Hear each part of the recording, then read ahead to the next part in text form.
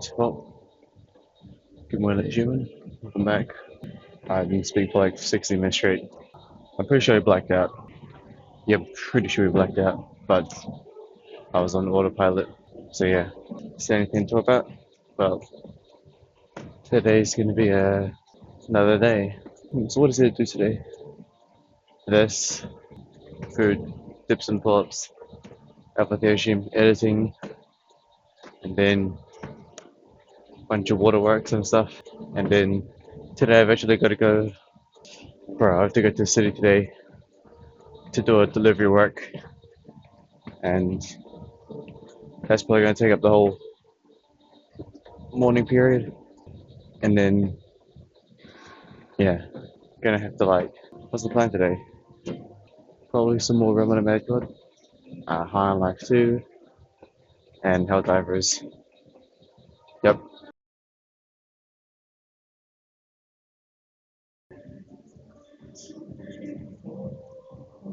Alright, that's done. 30 as usual.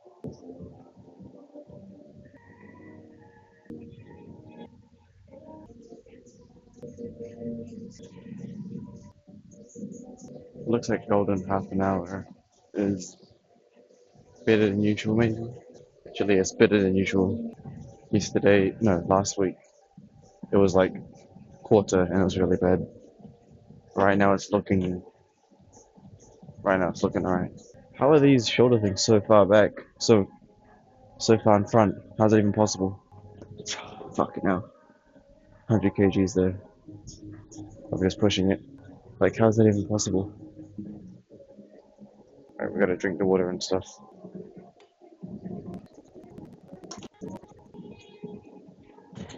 It looks like it's already like 3.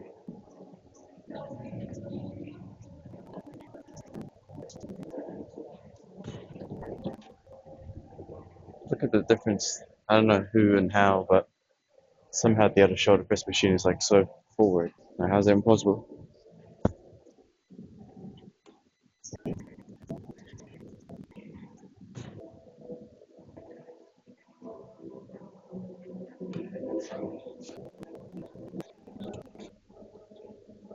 Current golden half an hour is like around 6, but at least we're like, it's a bit, I don't know what I'm saying.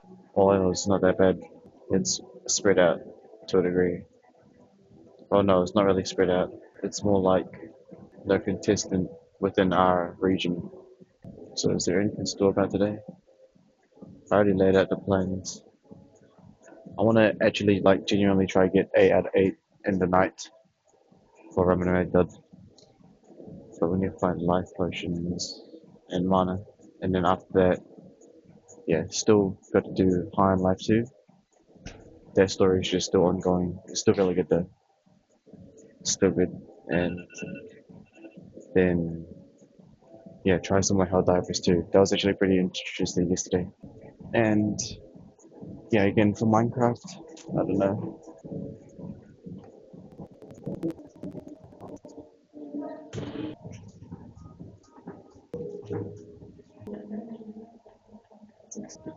Yeah, I keep saying like Minecraft, but I don't know. We just haven't really. I think it's because we already did most of everything on the normal world without dying. The hardcore challenge was it's not really that difficult.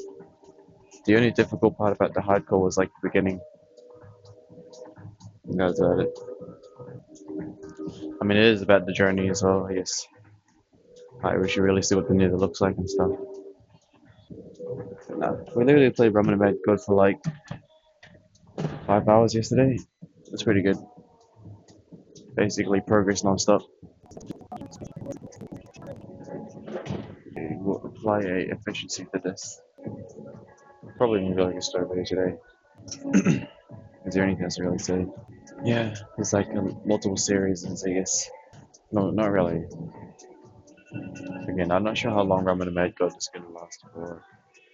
I think once I get my 8 out of 8 night, I'll be pretty content. Honestly, Ramen and Mad God is chill when you just due to normal stuff. Oh, I think golden half an hour is actually quite a lot now. 1, 2, 3, 4, 5, 6, 7, 8. Around 8. Not as bad as last week, but still not not. I don't think it's possible for our usual. My bad. There's nothing to really say, and I'm just mumbling, just mumbling. Two more. I set up the PS5 yesterday. It was actually extremely easy. All I did was just put it next to the Xbox and then plug it into power, and then just alternate the HDMI cables. So yeah, it's pretty efficient. Our entire setup is efficient. The only non-efficient thing about the PC and setup is that we can only stream to one platform, and that's about it. But I mean, it's not bad. Just stream to YouTube, pretty standard. I might try out a new format today, like just a full stream.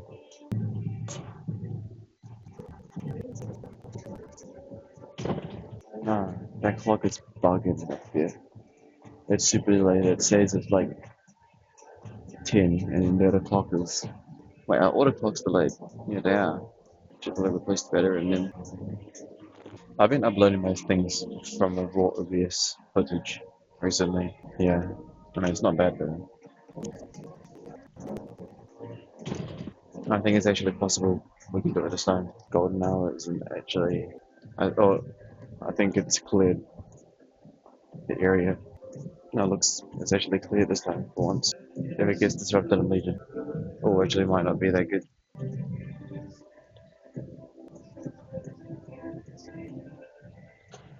Bro, who put the spray bottle like 10 years up there?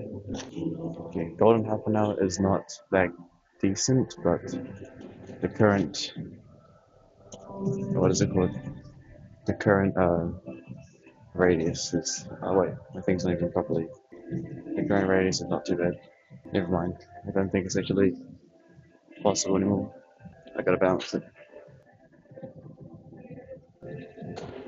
It is what it is. That's just how it be like sometimes. Alright, then you're gonna appreciate it, right? That's basically it. Seems like we always never get to do that anymore. But it's alright. Alright, well that's it. Maybe it is gonna be like a store video. Until next time.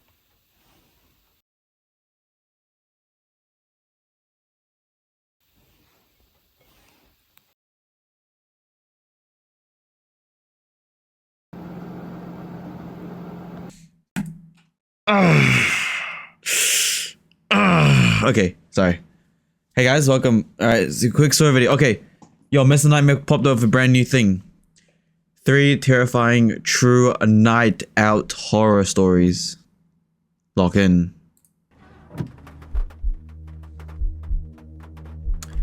The goat, as always. No timestamps, he's washed up. Story 1 by George. Last year, when all my friends were home from college for the summer, we decided to go out and party as much as we could, especially since some of them were moving away for good after that summer. All of us were old enough to go out and drink legally by then, so most nights we just hit up the local bars until they closed.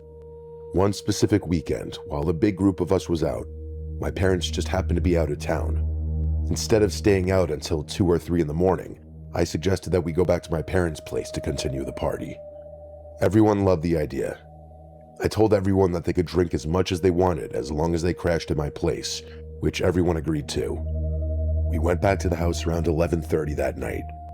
I suspected a decent amount of people, but was surprised at just how many people showed up. My parents had a huge house, and the closest neighbors were at the end of the street, so usually we could be as loud as we wanted without being disruptive. They also had a pool, which usually got my friends excited. Bro's a rich guy. Looking around at all the people. Bro's a rich person. Oh, his parents are rich. Bro got a house of a pool. He just decided to throw a party.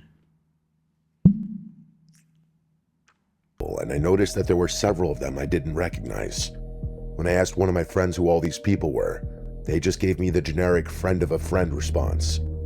At first, it didn't seem so weird. Most of the strangers that I didn't recognize were surrounded by people that I did recognize. They were joking around and being an active part of conversations. At 2 in the morning, a bunch of the people at the house decided to jump into the pool. Bro, I don't even know what how would you even host a party like that?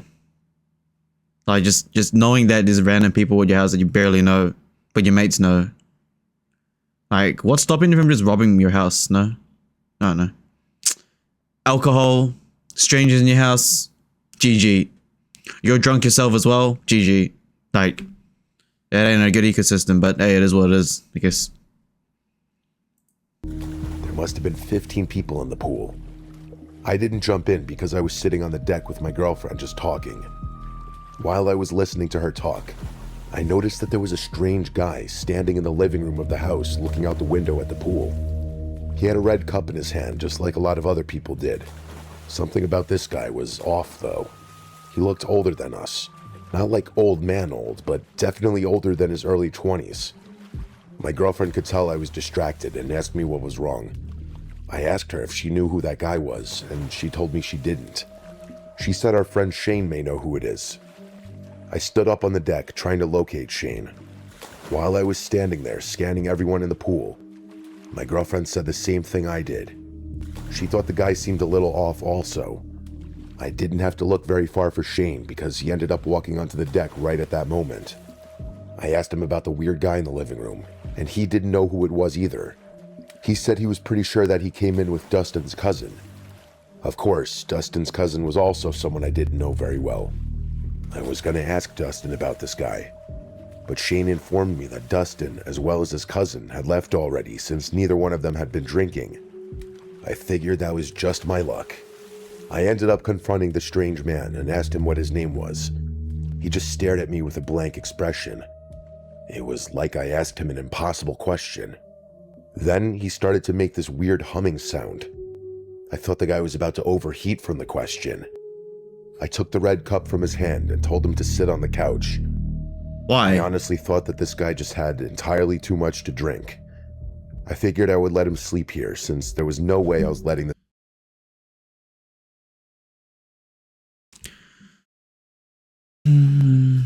Why would you do that? But whatever. I mean, you're the one that.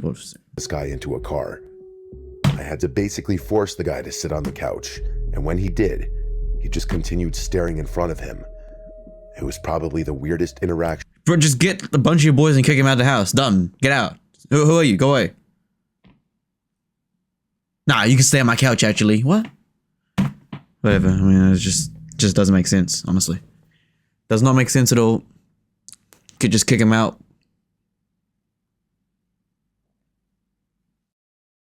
I've ever had in my entire life. Once he was on the couch, I went back to Shane and my girlfriend, and I told them that I was gonna hurt Dustin tomorrow for leaving the strange dude at my house. I tried calling and texting Dustin, but he didn't answer. For the next couple of hours, people continued to party a little bit, but eventually they all started to fade. During that time, I would look over to the couch and the strange man was still just sitting there, staring at nothing. I started to suspect that this guy might have been partying with something else. At 4 in the morning, almost everyone was asleep. My girlfriend went to bed about 30 minutes prior. When I went into the living room, there were about 7 people asleep on the couches and floor. 7 people? What is going on? Sorry, that's not my ecosystem, but damn, what the hell? How do you even sleep like that, knowing that it's just people in your... I mean, you did host a party, but like 7 people in your living room just sleeping? But the strange guy was gone. I asked one of my friends in the living room who was still awake if he saw the strange guy, and he said that he saw him leave about 20 minutes ago. I was upset that he left in the condition he was in, but deep down, I was just happy he wasn't in my house anymore. How do you know that? I got into my bed next to my girlfriend, and I fell asleep almost instantly. I had that strange sensation when you're sleeping and you feel like someone is watching you. I'm not sure of the exact time, but it was still dark in my room when the sensation woke me up. I basically sat up in bed quickly, and when I did, I saw someone leaving my room. I thought it was my girlfriend going to the bathroom. until I went to lie back down and saw that my girlfriend was next to me, still asleep. I jumped out of bed. I was terrified and honestly a little confused. The only thing that came to mind was that one of my friends had to be drunk and probably accidentally wandered into my bedroom. I went downstairs and I could hear Dude, that's so weird sleeping in parties like that. Like not even as the party host, but just like a guest yourself, right? You're drunk, passed out with other people you don't even like. What's stopping one of them from just touching you? No one's gonna stop them from just, you know what I mean? weird noise. It sounded like someone was digging for something in a drawer or cabinet. I passed through the living room where I saw a bunch of my friends still asleep. Next to the living room is the kitchen where I expected to see one of my messed up friends, but nobody was in there. Down the hall that's off of the kitchen, I saw light coming from the room on the right. That's my dad's office. I snuck down the hall and hid behind a giant plant that's outside my office. In that room was the strange guy from before, and he was rummaging through all my dad's desk drawers. This is the problem. Like, what is wrong with you? Well, why would you? You know what I mean? Like, what? That's just crazy. Just leaving people in your house like that. It's just insane. Especially with the fact that your father's stuff, the door's not even locked. That's actually insane. This is the party host fault, by the way. Just saying. I feel that's like, that kind of pisses me off. No, actually, kind of pisses me off right there. It's like, oh, stranger rummaging through my house, my dad's stuff. Like, that's so dog. Part of me wanted to confront this guy and act like a hero, but for some reason I was terrified. I could see his face from where I was hiding, and he still had that expressionless look on his face as he was going through all the desk drawers. I didn't want him to see me, so before he left the office, I snuck back down the hall and into the kitchen. Before I could make it to the stairs, I heard him coming down the hall. I didn't want this guy to know I was awake, so I basically grabbed a blanket from one of my sleeping friends, and I dove onto the ground in the living room and pretended like I was asleep. I heard the guy walk into the living room, and he just stood there. I could hear him breathing. He probably stood there for 5 minutes, which felt like an eternity. Every once in a while, when he was standing there, he would make that weird noise he was making before. After those 5 minutes, he went back into the kitchen.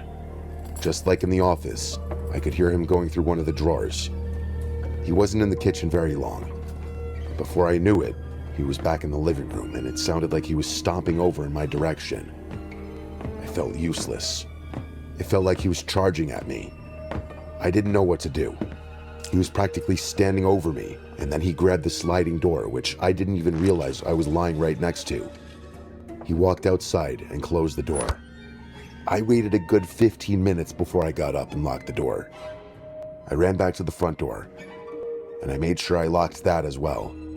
As soon as the doors were locked, I went to the office to see if this guy had stolen anything. I spent a while going through everything, and I couldn't tell if anything was stolen. What is this guy's thinking? Why don't you go check where he's at right now if you locked him outside? To me, it looked like everything was still there. When I went into the kitchen, it didn't look like anything was out of place. Until I noticed one of the knives from my dad's knife set was missing. I looked everywhere for the knife, and I couldn't find it anywhere. I didn't sleep the rest of that night. I was on edge that this weird guy was going to come back. Where is he? Where'd he go? The next morning, I asked every one of my friends if they knew who that guy was, and nobody did. When I finally talked to Dustin and asked him about the guy, he had no idea who he was either. I asked if his cousin knew him, and Dustin told me that the guy was being weird and he was freaking them out. He kept following Dustin's cousin around, but not saying anything. He was just acting like a super creep, which is why they ended up suddenly leaving and not saying goodbye. Thankfully, I never saw the guy again. I truly have no idea who he was. He just showed up at the house and started acting like a creep. He had to be the one who took the knife, and I don't even want to begin to think why. The more I've reflected on that night, I was able to confirm that it was definitely the creepy guy I saw leaving my bedroom when I woke up. I have no idea what he wanted, and I think that's what freaks me out so much about this story. I mean, he could only do it once, and then he's gonna get arrested. He could only do something once in his life, and then he's gonna go to jail or die. Their situation's kind of it is what it is. You know, it's kind of like if you've got like a restaurant, you got customers. Just one of them just pulls a gun and starts shooting the place up. You know, it's like it is what it is. So this scenario kind of replicates that. You host a party, you know the consequences of inviting strangers is what it is. One person stays overnight that you don't know. He could easily just bomb the whole place up, ignite the whole place on fire. You know, is what it is, you know? What's stopping you from going to a nightclub and then someone just bombing the whole place like with a backpack and just blows everyone up? You know, it is what it is. That's just it is what it is story. Again, though, yeah, I mean, you could blame the host, but like the host knew that he's doing a party, and that's kind of what happens when you do a party, right? Yeah. It is what it is. He played it pretty weirdly.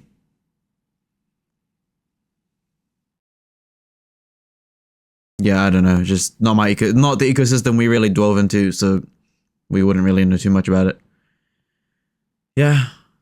I think in my whole life I've done something similar to that once, but no alcohol involved. It was just the boys in the mansion chilling. But still, yeah, don't even sleep near them, it's dangerous. Is that it? Should I do the next story?